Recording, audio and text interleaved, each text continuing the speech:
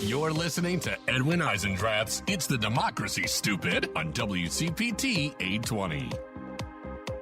Okay, everybody. Representative Sean Casten is back with us. He brings the voices of the good people of Illinois' 6th Congressional District, plus a whole lot of uncommon good sense to Washington, D.C. How are you? Welcome back. Good. I must say, I'm delighted to log in a little bit early and hear Peter Glick talking to you. That Three Ages of Water book is just a fantastic book, and it's always nice to log in and be like, I think I've read this guy's stuff. Yeah. Oh yeah, that's who you're talking to. So good stuff. Plug for his. I'm not familiar with his new book, but definitely give a plug for his former book. Well, thank you for that. It's fascinating, isn't it? I mean, it'll be off topic for us to go there, but it really is fun for me once in a while to talk mostly about the science of climate change and what we can do rather than the politics of it. Yes. Yeah. Stick with the controversial part. Right. Those laws of physics can be changed, I'm told. You just have to vote in the House. In the House, yeah. Yeah. Well, look, when last you and I spoke, you had made progress on your Energy Bill Relief Act. And that was just a couple of months ago, but with the GOP in charge, that was like 11 House vacations ago.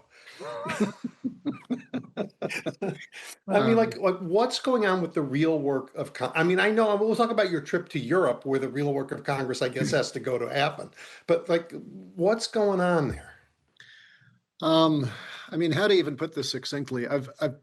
My general view of this term is that if we lived in a government with sort of a more parliamentary system, it would be much easier to understand what's going on in Washington. I think when we view this as there's two parties and why does one party work and why does the other party work or not work or whatever else, I think you lose some of the nuance that you'd have, if we had 15 parties and you'd say, oh, this faction is, at odds with this faction.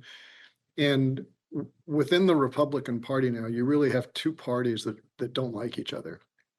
You have the old guard, the Liz Cheney wing of the party, if you will, culturally conservative, but pro-governance, in favor of the United States being the leader of the free world. Think George H.W. Bush, like that sort of, and that party is still there.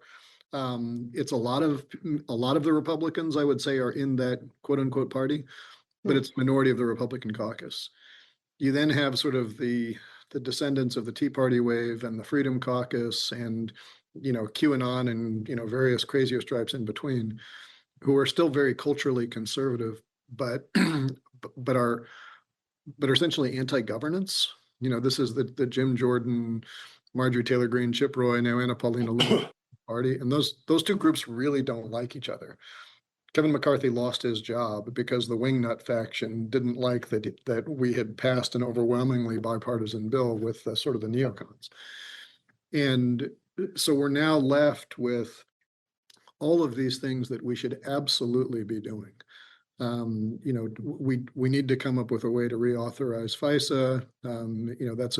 That's always a controversial topic, but we need to make sure our intelligence agencies can work. We need to go through and do appropriations. My word, we should be doing oversight. And there's not an agreement within the Republican Party about whether we should do those things. And so, we ended up with this housing bill that was a overwhelmingly bipartisan bill. If I'm thinking purely as a political actor, well, that's a little bit of a bummer because it gives a good bill for the Republicans to campaign on, right? Well, the president threw that away. The president threw it away, and then and threw it away in part with Anna Paulina Lewis saying, if you bring this bill to the floor without taking away people's rights to vote with the SAVE Act, I'm going to shut down the next rule vote. And so we've now had for 2 weeks, you only need a few Republicans to shut down the floor because of the way that our rule votes work. And so for 2 straight weeks, they've done that. They're at least signaling right now they're going to do it again when we get back there next week. And I don't know whether to be happy or sad about that. I'm sad because I want us to do the job that the people elected us to do.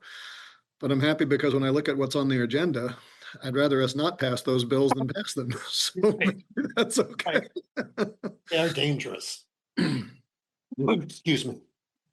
And I don't know how you do. Wow. That's really bad on radio.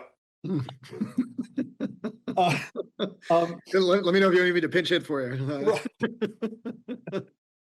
right. I don't know how you do things like, I mean, FISA is about making sure that our intelligence agencies can do their job. But right now we have an administration that's allergic to oversight and is eager to weaponize intelligence. It's very hard to authorize to give them tools that they will abuse. Well, no, look, there's some really legitimate issues that are there. And, I voted against the last two FISA resolutions for exactly that reason. Mm. But I also think it's legitimately hard. And, you know this, but just, so we don't use acronyms, they, lose your listeners on this. We have, if you are not an American, by definition, you aren't protected under the First Amendment, Second Amendment, you don't have constitutional protections. That means that we can tap and surveil people who are trying to attack the United States, and whether through phone calls or emails or text messages, et cetera, et cetera.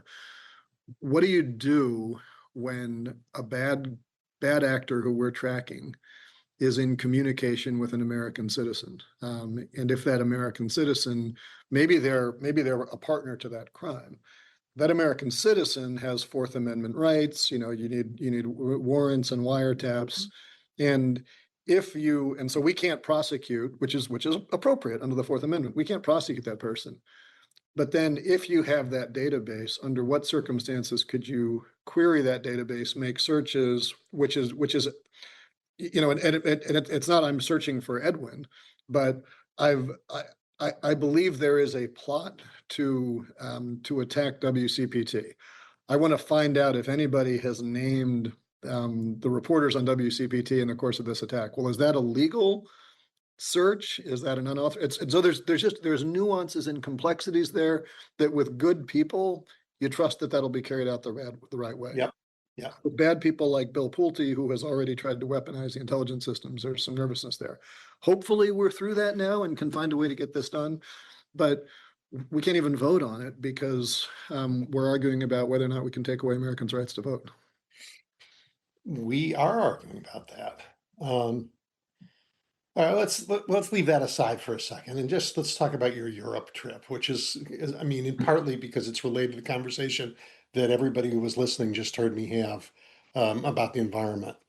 So you talk a little bit about what you went there to do and yeah, so we had a handful of us who were we're going to go to the climate conference in Brazil, and because some vote schedules changed around, we weren't able to go. But we had locked down, and we had the budget for the trip to go and do it, and we wanted to make sure that notwithstanding what's coming out of the White House, we still maintain these channels of communication. There is one country in the world that is no longer a part of the Paris Climate Accord. That is the United States. It's not Yemen, it's not Afghanistan, it's not Iran. Those countries are all part of the Paris Climate Accord. The United States is not. We want to make sure that we continue to have dialogue with the folks who are leading that effort. Whether or not we ever find our way back into there in some kind of a durable fashion, every American company that does business anywhere but the United States, or in addition to the United States, is affected by those rules. So let's be there. So we set up the trip to go over there to figure out those lines of communication, and frankly to remind our allies in Europe that you can love America without loving its leader, or vice versa, and to remind them that America is still a good place with a lot of good people, even if we've got some problems in the White House right now. And so in the course of being there, we got there, we were meeting with the European Parliament just as they were voting on a trade package that, among other things, forced them to agree to buy over 700 million, way more natural gas in the United States than Europe will ever demand. But it was just, they had to sort of pay lip service to say they would. It was non-binding, but they have to say they do that because that was something that the Trump administration had foisted on them. I'll give you just two really depressing things that were told to us. One of them said, at one point we were told what your country has done in Iran has a silver lining to it because it's hugely accelerating the deployment of electric vehicles in Europe from people who don't want to be exposed to rising gasoline costs, thanks to your president. And those electric vehicles are coming from China. Yeah, but I guess, Donald Trump, global warming champion is accelerating the deployment of electric vehicles. So I guess there's that. Yep. Yeah. The other thing that was shared with us, which is also Donald Trump's contribution to decarbonization, was we were told at another point, thank you for what you have done in Greenland, because Europe had a huge dependency on Russian natural gas. And when Russia invaded Ukraine, we realized we could not be dependent on a despot who would weaponize energy policy to take land in Europe. And you have now reminded us that we have despots to our east and our west who would like to weaponize natural gas supply to take land in Europe. And so we're having much more serious conversations about weaning ourselves off natural gas instead of swapping one despot for another. That's interesting. As Really an hard to do. American, I don't care what your politics is, there is no way not to be sad by that statement. On the other hand, if it helps Europe decarbonize faster, we all live on the same planet. Well, yeah, at the beginning of the show, I talked about just how humiliating it is that this man is our president. I mean, he goes there and on top of being wrong about all these policies, America's word no longer means anything around the world. As you said, they had to agree to say they were going to purchase something they're never going to purchase, right? Just to play this game. It seems very silly. And frankly, if it was just America's word, that'd be a small problem. The trouble is that the United States has been the chief defender and protector of the international order in a rules-based international society. And I think there's this real, I think, a recognition and a concern in Europe that they've long recognized that the United States is not willing to hold ourselves to account to the same standards that they do. We are famously not a member of the International Criminal Court. Right. We support the International Criminal Court. If somebody who's indicted travels to the United States, we'll support extradition, but we don't really want us to be in it.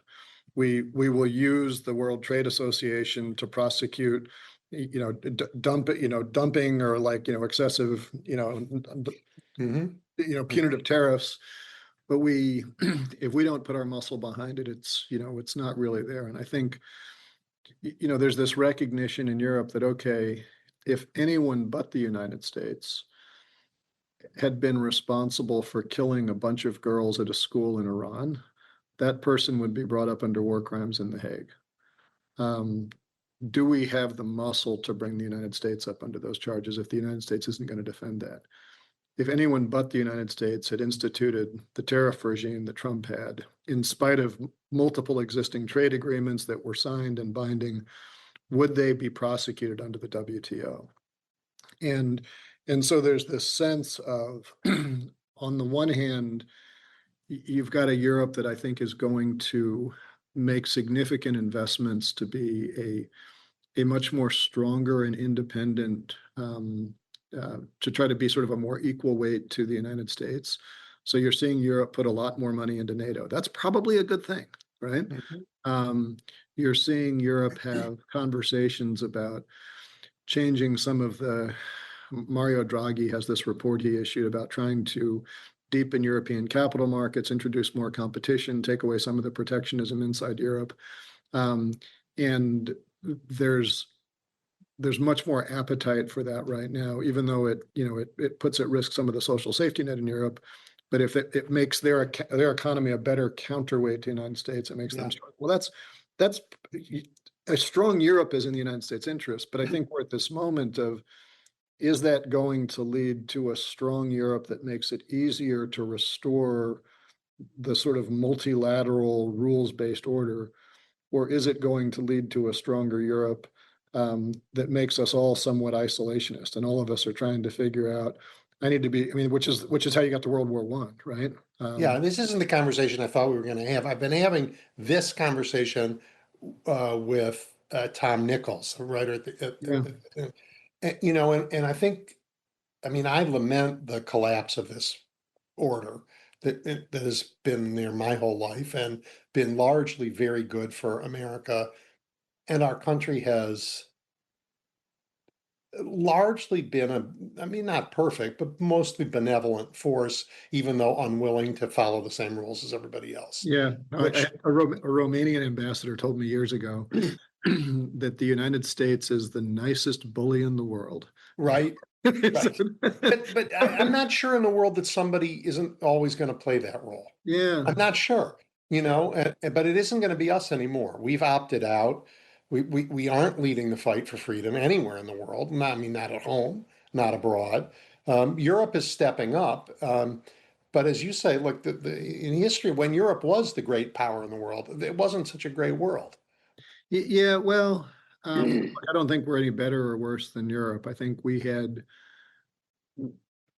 were a defender of a rules-based international order, and we had the military and the economy to back it up. To do it. Yeah, We still have the military and the economy to back it up, but if we're not going to defend it, it's not clear who else is going to. that's right. At one point in the trip, they said, the United States is really not being very nice right now, and China is being lovely. And I mean, these are crazy numbers. Europe is spending $600 million a day more on energy than they were before the United States started this imbroglio in Iran. And so you've got their economy, and they're saying we don't have the fiscal room to do all the things we'd like to do. And so if China shows up and says, "Hey, we'll provide low cost electric vehicles and charging networks to go bring in there," that's how can you say no to that? And especially when the United States is saying, if you want stuff from us, there's going to be a lot of strings, and we're going to put tariffs on it, and we're going to penalize you if your maritime rules comply with greenhouse gas emission schedules. Yeah. Right? Yep. Well, I mean, and you didn't think you were going to Congress just to do foreign policy, but like the New York Times this morning has you, of course, in a conversation about Venezuela. Yeah. Yeah, and so Venezuela is also an interesting case in point about not playing by the rules. Here we went in, we were unclear in every possible way about what we did. But one possible explanation was it was just a law enforcement action to capture a potential, somebody who had a warrant out for his arrest. And so this entire armed forces went down there to support the Justice Department capturing a guy. That's what Marco Rubio said at the time. But now he is the viceroy of the country under, as you said, like what? How does that work? Well, look, I mean, Venezuela, much like Iran, we were never given any clear, consistent, or sufficient justification in Congress for why we should put our soldiers in harm's way to go and invade a sovereign nation. Right. The argument that was given, as you alluded to, by the White House was that Maduro had been indicted by a court in New York. Do you know anybody else who's been indicted by a court in New York? Yeah, it's kind of White House. Because if that's the basis to invade a country and capture their leader, maybe that's what Trump is tweeting about this morning. Maybe that's what Iran is going to do. Is just going to apply the Rubio standards. Yeah. Right. But even if that, let's just take them at their word, and let's stipulate. And by the way, this was after they said that drug trafficking from Venezuela was an act of terrorism, and so therefore they could kill people in boats without due process, which they're still doing. Yeah, and so but even for the purpose of this conversation, let's give them the benefit of the doubt that those are both legitimate. Neither of those, under U.S. or international law, gives you the right to seize the foreign assets of a sovereign nation. Correct. Right, and yet we know that the United States took control of Venezuelan oil. And when we had Secretary Bessent before the Financial Services Committee, it was the day after Rubio had testified before Senate Foreign Relations and said that they had the authority to take that, and the Treasury Department was overseeing the financial transfer. So I asked Secretary Bessent under what authority? Because there's 91 specific statutory authorities Congress has given Treasury to be the trust account for other non-US purposes. Right. And you can read all 91. None of them say anything about Venezuelan oil. And Bessent, it was sort of like talking to two criminals who hadn't courted their stories yet. Bessent, I don't think knew what I was talking about. He said they were doing this at the direction of the Department of State and Department of Defense, which was the opposite of what Rubio had said. I asked him if they had any audited record, and he said no, in spite of the fact that Rubio had said there was an audit. And then they also said that the money was going to a Qatari bank account, which is bizarre, because even if you have the authority in the Treasury Department to claim those assets, you do not have the authority to take that and put it in a foreign bank account with notoriously lax reporting standards, right? I'm not saying the money's being stolen, but if you were going to steal the money, that's a great way to do it. They have since testified, or at least said publicly, that that money has now been moved to a US account. We still have not gotten answers as to under what authority they're taking that. Or an accounting of it. Right. No, we still don't know where the account is. We still have not seen any kind of an audit report. And look, and again, I'm going to take the White House on their word. There are lots of bad people in Venezuela who are doing all sorts of illicit things. We should want to know whether the money that we're sending back into Venezuela, if we're doing this all on the up and up, where's it going to, right? Where's the audit? And that's before you get to wondering whether someone in the Trump orbit is taking a little, skim off the top. And even if we got all of those answers, I'm still left, just as a former, executive, saying if I steal your car and then I sell it to somebody, the person who I sold it to is going to be pursued by whoever your outstanding car loan is with, saying this was a fraudulent conveyance and I'm still owed the debt. Venezuela has $200 billion of debt on its economy, and their largest single creditor is the Chinese government. And so if I am a buyer of Venezuelan oil, I am essentially participating in a fraudulent conveyance. And so I think that's why a lot of the big US oil majors have stayed out of making those investments, because it's not clear that they have clean title. We had, before this whole thing with Bessent, we'd sent a letter to a bunch of the oil majors just pointing out to them that the time it will take to build the assets to extract, refine, and deliver Venezuelan oil is more time than remains in the Trump administration, but less time before the statute of limitations runs out on those crimes. That's good. Right. That's very good. Yeah. I mean, look, there isn't a way. I've given up trying to understand the conflicting testimony that you guys are eliciting from Trump appointees as anything rational, as an explanation of government policy, because it is consistently impossible to square what one of them says with what the next one says, which leads me to believe it's all whatever whim Donald Trump has at the moment and tells somebody, and they have the structure of our government is gone. It's just like the boss says. Scott Bessent strikes me as an idiot, but that's well, different. I mean, I quote him all the time, but it's Yates, right? That the best lack all conviction and the worst are filled with passionate intensity. Stephen Miller's in the worst crowd. Marco Rubio is in the best crowd. But anybody who's in Trump's cabinet was not selected because of their patriotism or their integrity or their willingness to challenge the executive. They were selected because he knew that they would fold like a Montgomery chair. And so you've got these people who are sitting there saying, what do I have to do to make Donald Trump happy? That's why they're there.